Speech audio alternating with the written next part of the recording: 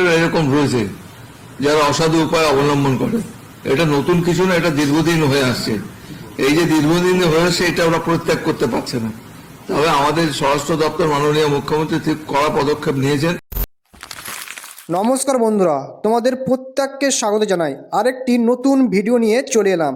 তো বন্ধুরা, তোমরা প্রত্যেকে জানো যে রাজ্যর 26,000 শিক্ষক ও শিক্ষিকার চাকরি বাতিল হয়ে গেল ও চলে গেছে।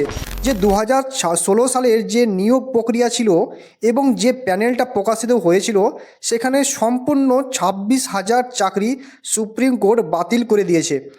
কেন বাতিল করে দিয়েছে? কারণ রাজ্য সরকার যারা দুর্নীতি করে ঘুষ দিয়ে টাকা পেয়েছে, তাদের তালিকা সুপ্রিম কোর্টে জমা দেয়নি। সুপ্রিম কোর্টে চেয়েছিল, যে কলকাতা হাইকোর্টে চেয়েছিল, বাট রাজ্য সরকার দেয়নি।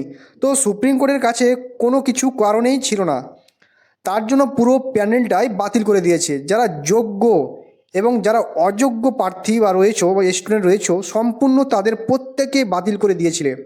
যারা অ্যাকচুয়ালি যোগ্য তাদের জন্য খুবই খারাপ লাগছে।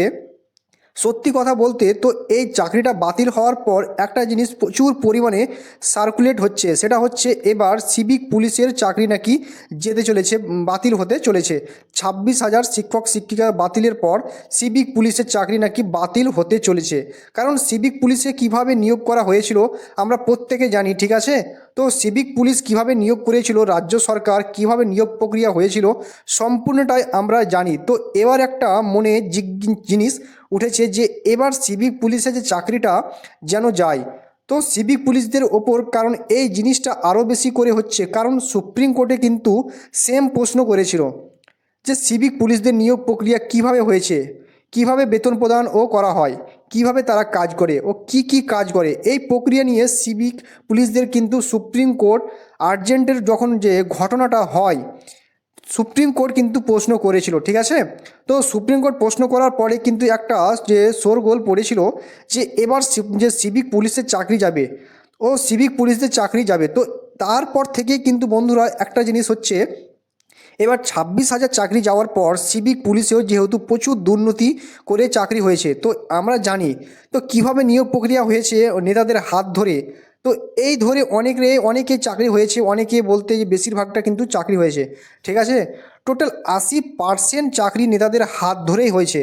তো সিভিকদের তো এবার সিভিক পুলিশের চাকরি যাওয়া নিয়ে বিভিন্ন জায়গা ও শোরগোল বা পড়েছে। তো সত্যি কি সিভিক পুলিশদের চাকরি যেতে চলেছে এবং সিভিক পুলিশদের চাকরি গেলে কি অবস্থা হতে পারে?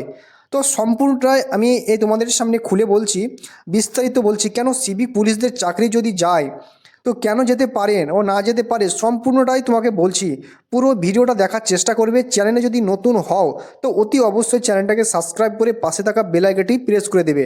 যখনই আমি নতুন ভিডিও আপলোড করব তার নোটিফিকেশান সর্বপ্রথম পেতে অতি অবশ্যই চ্যানেলটাকে সাবস্ক্রাইব করে রেখে দেবে, ঠিক আছে? আর তোমরা যারা এখনও আমাকে ইনস্টাগ্রামে ফলো করোনি বা করেছো, তাড়াতাড়ি যাও ইনস্টাগ্রামে ফলো করে নাও, ঠিক আছে? আর টেলিগ্রাম চ্যানেলও ফলো করে নাও। হোয়াটসঅ্যাপ ডিসক্রিপশন লিঙ্ক দিয়ে রেখেছি, তোমরা ওখানে ক্লিক করে সরাসরি আমাকে মেসেজ করতে পারো, তোমাদের যে কিছু কোয়ারিজ থাকে আমাকে বলতে পারো। তো বলে রাখি যে সত্যি কি এবার শিক্ষক নিয়োগের পর সিভিক পুলিশের চাকরি চলে যাবে। দেখো, এর আগেও বলেছি, এখনও বলছি যে এতটা ইজি না সিভিক পুলিশদের চাকরি চলে যাওয়া, ঠিক আছে? প্রায় 1,40,000 সিভিক রয়েছে, প্রত্যেকের চাকরি চলে গেলে আইন শৃঙ্খলায় একদম ভেঙে পড়বে। এটা একদমই মোটেই পসিবল না এভাবে। তবে হ্যাঁ, এরকম যদি কেসর ঘটে বা কেসর হয় এবং সিভিক পুলিশরা যে কর্মকাণ্ড করে বেড়াচ্ছে এবং যে দুর্নীতি করছে, টাকা তোলা, কাটমানি, এইসব যখন করবে, যখন এর ওপর একটা কেউ কেস করে দেবে, সে যে সিভিকের নিয়োগের প্রক্রিয়া কিভাবে হয়েছিল, তো আমরা জানতে চাই, তাদের খাতা দেখতে চাই, এক্সাম কিভাবে হয়েছিল, রানিং সমস্ত কিছু আমরা দেখতে চাই, যেভাবে নিয়োগ হয়ে বা সেগুলো আমরা প্রসেসগুলো দেখতে চাই। এই প্রশ্নটা যখনই উঠে যাবে কিংবা একটা কেস হয়ে যাবে সিভিকের ওপর, তখন কিন্তু প্রবলেম সিভিক ভাইদের ওপর কিন্তু জন্য বলছি, তো অনেক বড় প্রবলেম হয়ে যাবে। তো এখন সমস্ত কিছু ঠিকঠাক আছে, তোমাদের চাকরি এত সহজে পসিবল না আবার পসিবল, কারণ 26,000 চাকরি যদি পাওয়ার পরে চলে যেতে পারে তো এখানেও যেতে পারে। তো এটা কোনো ব্যাপার না যে যাবে না যাবে, ঠিক আছে? তো বাট তোমাদের সতর্ক থাকতে হবে, ঠিক আছে? এরকম না যে অন্য কোনো নেতাদের কথা শুনে তোমরা কাজ করবে। আজকে দেখলে যারা নেতাদের কথা শুনে টাকা দিয়ে চাকরি পেয়েছিল, বর্তমানে অবস্থা কী হলো, কিন্তু নেতাদের কোনো কিছুই হবে না। তোমরা দেখো, যাদের কথা শুনে তোমরা কাজ করবে তাদের কোনো কিছুই হবে না। বর্তমানে যারা চাকরি গেল, দোষ বিনা দোষেও চাকরি চলে গেল, যাদেরকে টাকা দিয়েছিল তাদেরও কোনো কিছু হলো না, সুপ্রিম কোর্ট কোনো কিছু করতে পারলে না। ঠিক আছে, তার জন্য বলছি মরবে তোমরা সঠিক থাকো, ভালোভাবে থাকো যদি চাকরি বাঁচাতে চাও। কারণ আজকে এদের সঙ্গে হয়েছে, কালকে তোমাদের সঙ্গেও হবে। কারণ তোমাদের ওপর মানুষের যে ক্ষোভ চিরদিনই রয়েছে, কারণ তোমাদের কাজকর্মের জন্য মানুষ ও ক্ষোভ রয়েছে। ঠিক আছে বন্ধুরা, তার জন্যই বলছি সতর্কভাবে থাকো, না হলে কিন্তু তোমাদের চাকরিও যাবে। 26,000 পুলিশ শিক্ষক শিক্ষিকা নিয়োগের পর এবার সিভিক পুলিশের চাকরি যাবে, কিন্তু মানুষের খুব অলরেডি তোমাদের ওপর পড়েছে। এখন রাজনীতি গরম মহলে রয়েছে, ঠিক আছে, তো বুঝতে পারছো রাজনীতি কোনো পর্যায়ে পৌঁছে গেছে, তো কোথা থেকে কি হয়ে যায় বলার কিছু নেই। তার জন্য বলছি সতর্ক থাকো। তবে একটা কথা এটা নিশ্চয়ই থাকতে পারো, এত সহজে তোমাদের চাকরি যাওয়া পসিবল না। প্রায় পশ্চিমবঙ্গে 1,03,000-এর কাছাকাছি সিভিক ভলেন্টিয়ার রয়েছে। তো আমাদের পোস্ট ওয়েস্ট বেঙ্গলের যারা পুলিশে যে হেল্প করে থাকে বা সাহায্য করে থাকে, ঠিক আছে, বাট এখন শিক্ষকের যে প্যানেল বাতিল হওয়ার পর 26,000 শিক্ষক শিক্ষিকা কিন্তু প্যানেলে বাতিল হওয়ার পর একটা বড় সড়ো প্রশ্ন উঠেছে। তো সিভিক ভলেন্টিয়ারের নিয়োগ প্রক্রিয়া নিয়ে যারা তার ওপর তদন্ত হওয়া উচিত এই বলে অনেকেই মনে করছেন, এবং অনেকে কিন্তু এই নিয়ে প্রশ্ন করেছেন যে সিভিক ভলেন্টিয়ারের এবার যে তদন্ত হওয়া উচিত, তাদের নিয়োগ প্রক্রিয়া কিভাবে হয়েছিল। কারণ প্রত্যেকে জানে যে সিভিক ভলেন্টিয়ারের নিয়োগ প্রক্রিয়া কিভাবে হয়েছিল। তো পার্টির হাত ধরে, টিএমসি নেতাদের হাত ধরে কিন্তু তোমার কি বলে সিভিক ভলেন্টিয়ার নিয়োগ হয়েছিল। তো ইন্টারভিউ যদি হয়েছিল, তো তার সত্ত্বেও মানুষের যে মনে একটা বড় সড়ো প্রশ্ন জাগছে। কারণ সিভিক ভলেন্টিয়াররা বর্তমানে যে হারে দুর্নীতির সঙ্গে যুক্ত হয়ে গেছে, যেভাবে টাকা তোলা বা কাটমানি তোলা, ঠিক আছে, মানুষের ওপর অত্যাচার ও করা, বেশিরভাগ সিভিকরাই কম বেশি বা সিভিকরাই এইসব করে থাকে। কারণ নেতাদের কথা শুনে তাদেরকে কাজ করতে হয়, পুলিশের কথা শুনে তাদেরকে কাজ করতে হয়।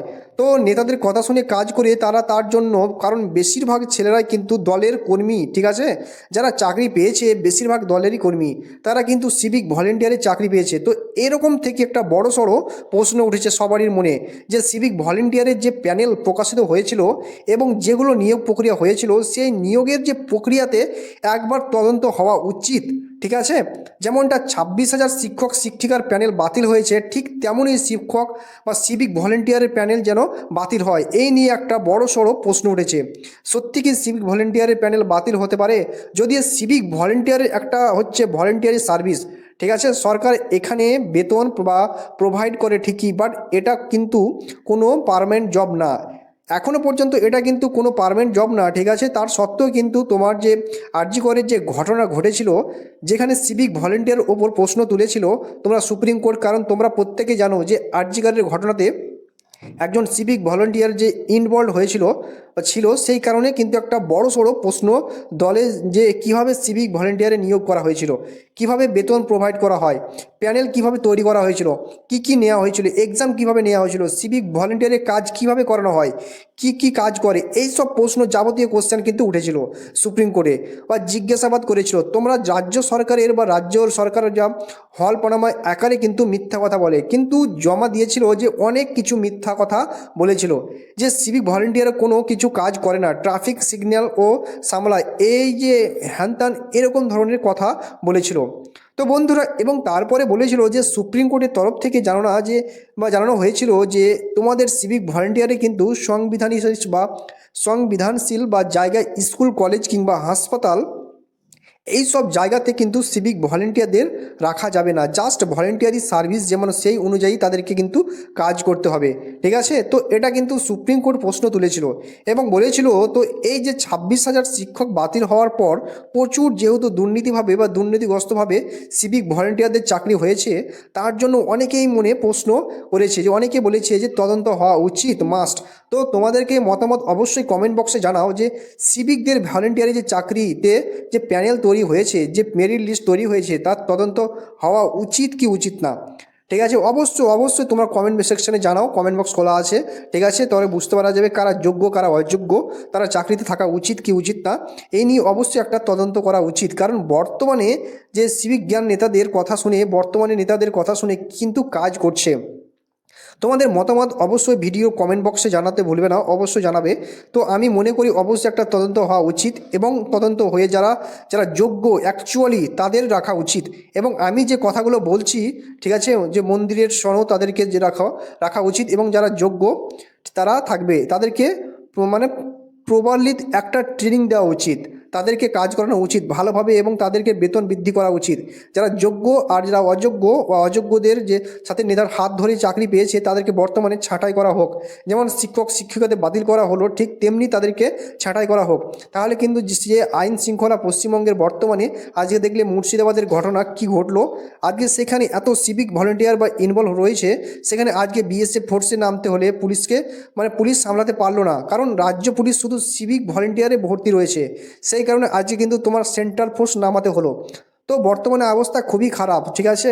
তো পুলিশ তো নিয়োগ হচ্ছে না, তো শুধু সিভিকে নিয়োগ করাচ্ছে। তো পুলিশের সংখ্যা থেকে সিভিকের সংখ্যা অনেকটা বেশি, তাই সিভিক তদন্ত করছে কি অবস্থা। তো সিভিক বর্তমানে রাজ্য সরকার শুধু সিভিক নিয়োগ নয়, ঠিক আছে, শুধু সিভিক নিয়োগ করেই চলেছে, পুলিশ তো নিয়োগ করছে না। তো এখানে কিন্তু সিভিকদের নিয়োগ চলবে না, এখন পুলিশ নিয়োগ করতেই হবে এবং যারা অযোগ্য সিভিক তাদেরকে বাদ দিতেই হবে, ঠিক আছে। তারা জায়গায় কিন্তু যোগ্য পুলিশকে নিয়োগ করতে হবে, নিয়োগ প্রক্রিয়া করতে হবে এবং পুলিশ নট সিভিক, ঠিক আছে। তো এটা বলে মনে করি আর যেগুলো তোমরা রয়েছো সিভিকদের যারা বর্তমানে চাকরি করছে সেই প্যানেলে অবশ্যই তদন্ত হওয়া উচিত এবং যারা নেওয়া উচিত, কারণ যারা যোগ্য তারা থাক আর যারা অযোগ্য তারা যেন বাতিল হয়ে যায়, এটাই আমরা চাই। তো তোমরা প্রত্যেকে কমেন্ট বক্সে জানাও কি করা উচিত কি করণীয়, অবশ্যই ভিডিও কমেন্ট বক্সে তোমরা কিন্তু জানাতে ভুলো না, ঠিক আছে। তো ভিডিওটা আমি এখানে সমাপ্ত করছি, ভালো লাগলে শেয়ার করো, চ্যানেলে যদি নতুন হলে অবশ্যই চ্যানেলটি সাবস্ক্রাইব করে পাশে থাকা বেল আইকনটি প্রেস করে দাও, ঠিক আছে। তো দেখা হচ্ছে পরের ভিডিওতে। জয় হিন্দ, জয় ভারত।